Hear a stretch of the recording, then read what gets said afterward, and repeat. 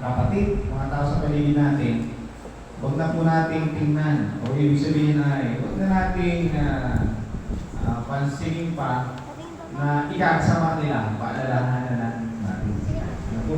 Sa ikakabuti ng bawat isa. Ano po? Paalaala ang pinakamaganda doon. Ano po? Upang tayo ay lumago sa ating pananampalataya.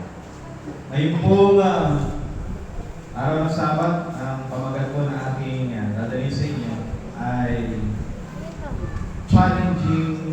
challenges of a growing church. Ano ba yung mga challenges sa ating buhay, mga kapatid? Marami. Ano po?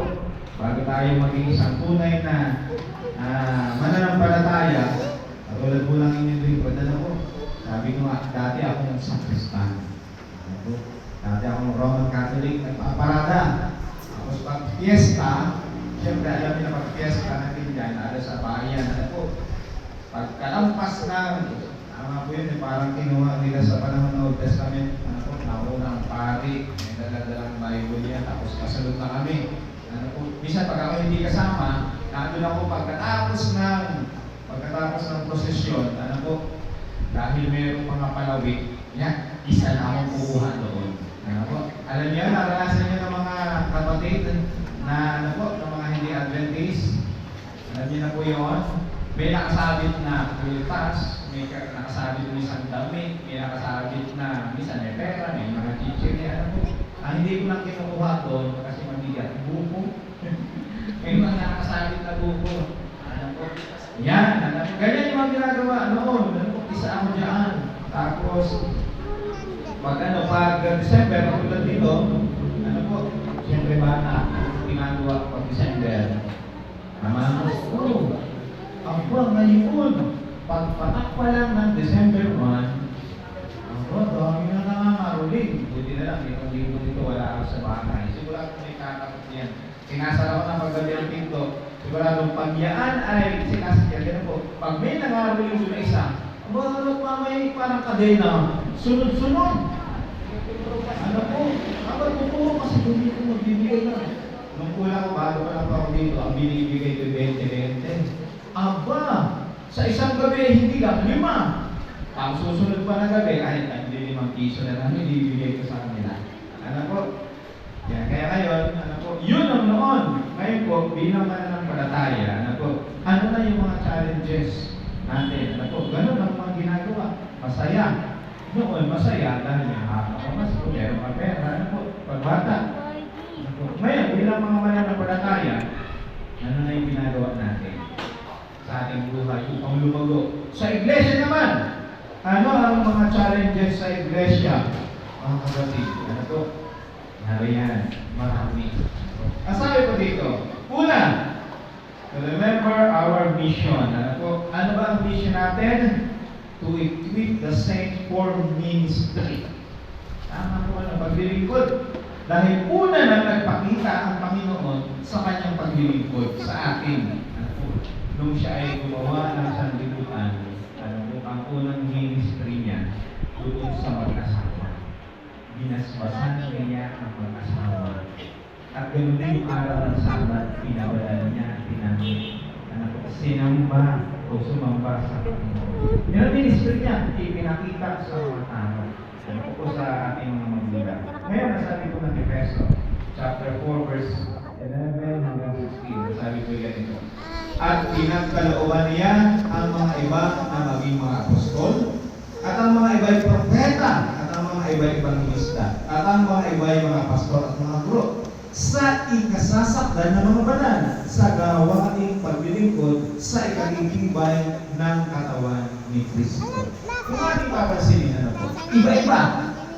Iba-ibang mga profesyon o iba-ibang mga gawain at paglilingkod.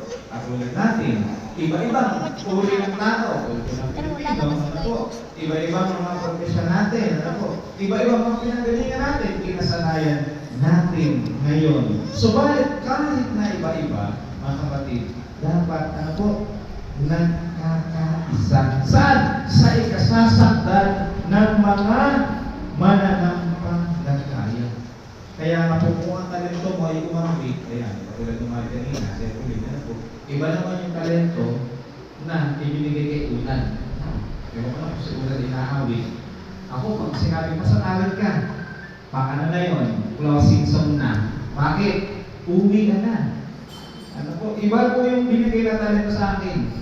Sabalit, bago po ako natutong magsalita, mga kapatid, ano po? Ako po ay isang mahihiyain. Mahihiyain, hindi ako natayo sa harap.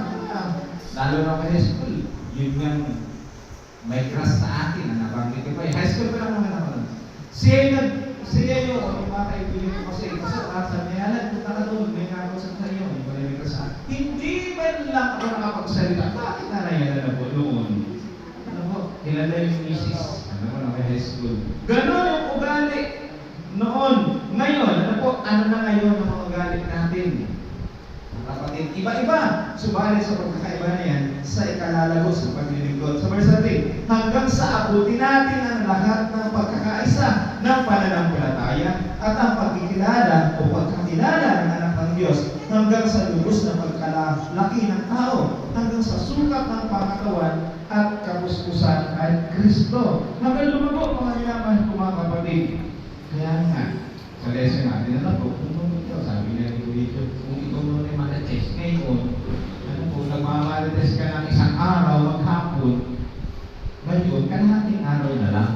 At sa susunod na taon, magkarawan 2 oras na lang. Ano po, sino bagaan mahilig magmalates niya? Alalasan mga babae. Sabi ko, saan bakit kami? Dahil kayo ay galak.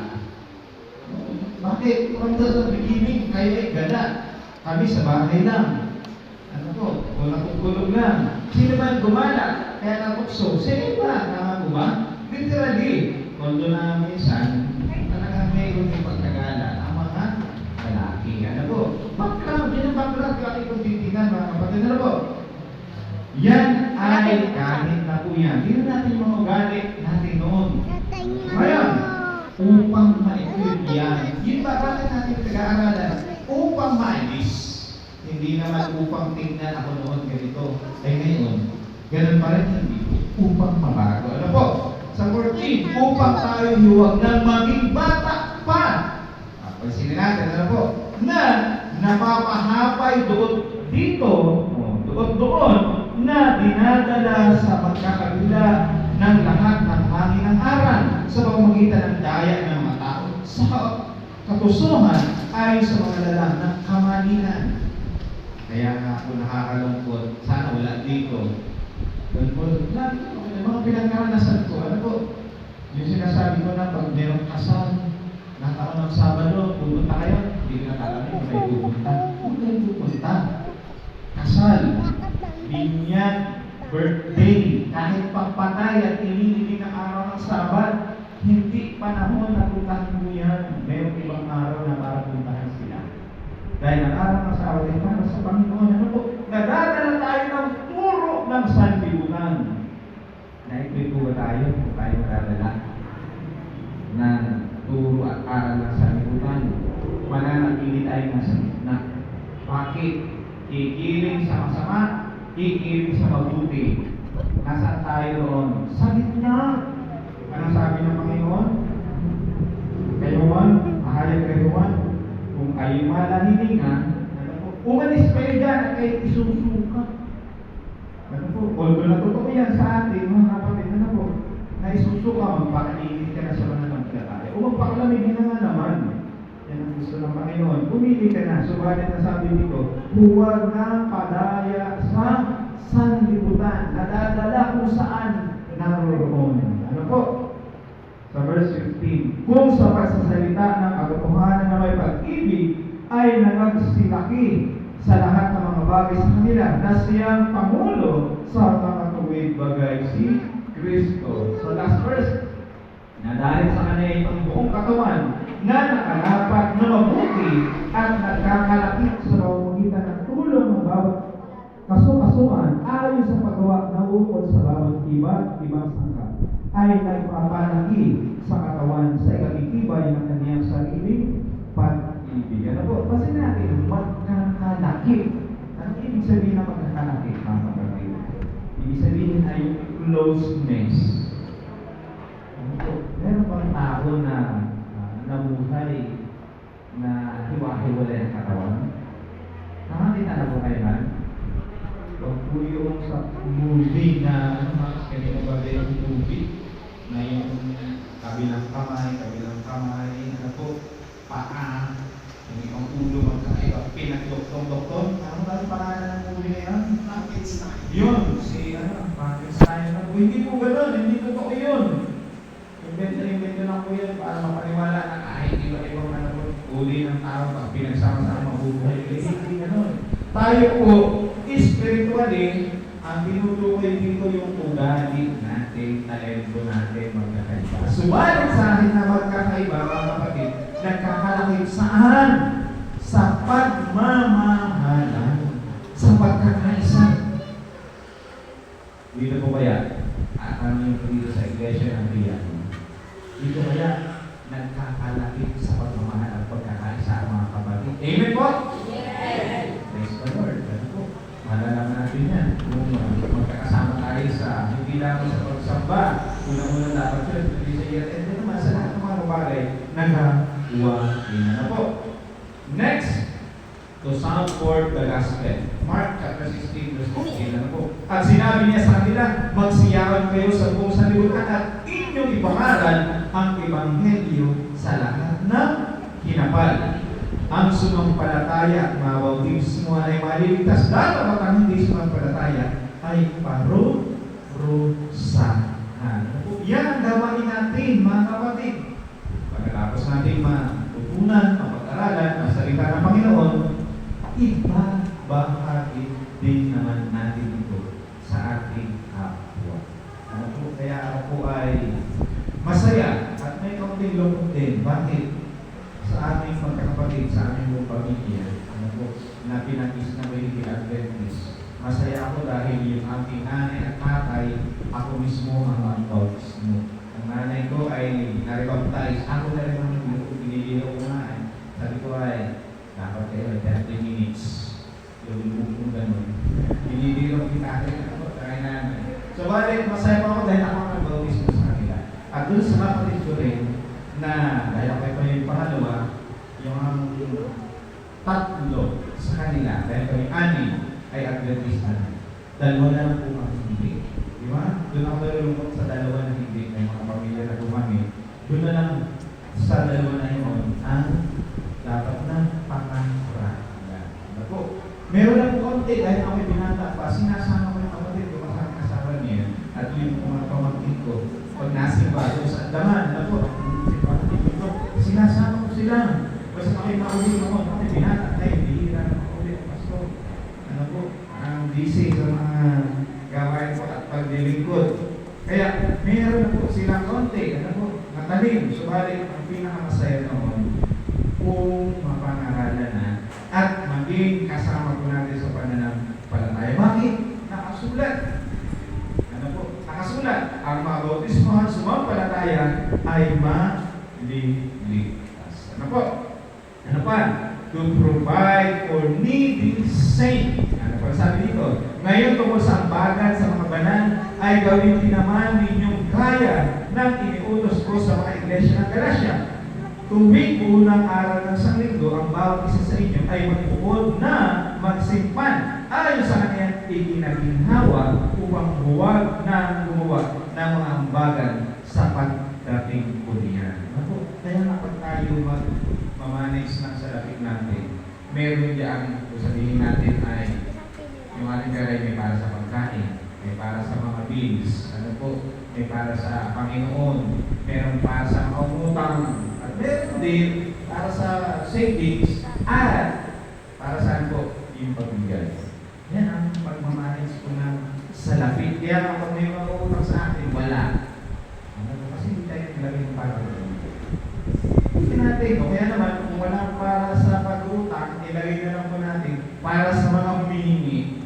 Ano, bigyan natin kahit ano, ang sabi ko ito, tayo ay makatulong. Kaya nga po tayo, sa tuwing tayo bibigay ng handog, tayo nakatulong sa sanlibutan. Bakit po? Yung commission offering natin ay iba't ibang lugar. Every quarter. Sa loob ng 4 quarter, ano po, iba't ibang lugar ng mundo ang napapadala ng Panginoon. Kaya ano po ang ginagawa natin? Nakakatulong tayo sa ganon. Katulad po nito, ano po, hindi naman madalas, kundi paminsan-minsan. Masaya po ba tayo? Paminsan-minsan tayo ay nakakapag-abot ng sabihin natin kaunting masasabing pangangailangan ng isang kapatid. Hindi lang ang pagpasko, di ba po pagbata at mga anak natin, masaya na tayo pag tayo nakakalugan at least regalo sa kanila. Hindi lang po yung birthday, pagkala sa pag-birthday na nabibigyan isa ng walang pa. O kaya may pagpasko at New Year, nabibigyan natin ng mga damit, ng mga bago. Ano po, tama po ba mga nanay tatay? Tuwing December lang, ng New Year, magbibigyan ng mga ganda-gandang damit. O kaya may birthday, ano po, magbibigyan. Subalit mas maganda, kasi minsan-minsan ay mayroong mga bagay. Ganun din sa iglesia, huwag mawawala po yung bilang mananampalataya. Kung kayo na kailangan tulong na isang kapatid, tulungan po natin. Iyan ang pakikipagkakwa sa atin na binigay ng Panginoon. Ano po? Ano pa? Magsipag-ingat kayo mga kapatid. Baka sakaling mayroon sa kanina naman sa inyo ang isang pusong masama na walang pananampalataya na naghihintay sa inyo sa Diyos na buhay. Ngunit kayo'y mga pangaral sa isa't isa sa araw-araw, samantalang sinasabi, ngayon baka papagmatigasin ang sino man sa inyo ang daya o daya ng kasalanan. Ay, para lang naman yan doon. Hindi po ganun mga kapatid. Ano po? Para lang naman yan sa kanya. Hindi po ganun. Ang mahalaga, yung essence na ikaw ay makapagbigay. Verse 14, sapagkat tayo nagiging kabahagi ni Kristo kung ating iniingatan matibay ang pasimula ng ating pagkakatiwala hanggang sa katapusan. Ano po? Yan ang sa pananampalataya. Ano po? Pinakailangan bigyan mo yung malit-malit ng ulam. Ano po? Upang huwag maging marites, bigyan mo kaibiganin na lang natin. Ano po? Gawa natin ang kabutihan. Yun po, una. Pangalawa, to live above emptiness. Ano po? Mamuhay ng may mataas na pag-iisip, malayo sa mga, ano po? Alihan. O samaan ng loob, sa madaling salita. Ano po? Yan po ay samaan ng loob sa atin. Matahanan. Sa pamilya, o kaya naman ay sa iglesia, alisin na po natin yan mga kapatid. Kaya po sabi dito, Philippians, ano po? Ipinamamanhin ko kay Judeas at ipinamamanhin ko kay Santike na magkaisa sa pag-iisip sa Panginoon. Oo, ipinamamanhin ko rin naman sa iyo, tapat na kasama sa pagtulong sa iyong tulungan ang mga babae ito sapagkat sila'y na nagpapagal na kasama ko sa Ebanghelyo at kasama rin naman ni Clemente at ang ibang aking mga kamanggagawa na ang kanilang pangalan ay nasa aklat ng buhay. Ito ang ating papansin. Kasama sa langit na bayan. Ano po? Yung iyong kapitbahay, nakatala pala ang pangalan niya doon dahil sa huling panahon ay mananampalataya at maniniwala sa Panginoon. Di ba po tayo ay masaya? Ano po? Yung kalapit mo sa upuan na yan, sa likod man o sa harap, ano po? Nandun pala yan sa langit. Paano kung yan ay ating kinamumuhian? Ayaw mo makikapit bahay sa langit. Kinamumuhian natin natin dito sa lupa. Mga kapatid, nakakalimutan naman. Po, kaya sabi ito din, mamuhay ng ano po? Mamuhay ng walang iniisip na masama, lalo na sa ating ano po, kapwa. Ano po? By keeping a proper sense of proportion. Sabi po ng Philippians 2, verse 1 to 5. Kaya nga kung mayroong anumang kasiglahan kay Kristo, kung mayroong anumang kaaliwan ng pag-ibig, kung mayroong anumang pakigsama ng Espiritu, kung mayroong anumang mahinang awa at habag, ay lubusin ninyo ang ating katuwaan upang kayo'y magkaisa na pag-isip, mga taglay ng iisa ng pag-ibig, na magkaisa na akala at isa lamang na pag-iisip. Ito ang unang po sa atin. Kaya nagkakaroon ng tinwara sa mga loob, ano po, sa iglesia, kahit sa bahay.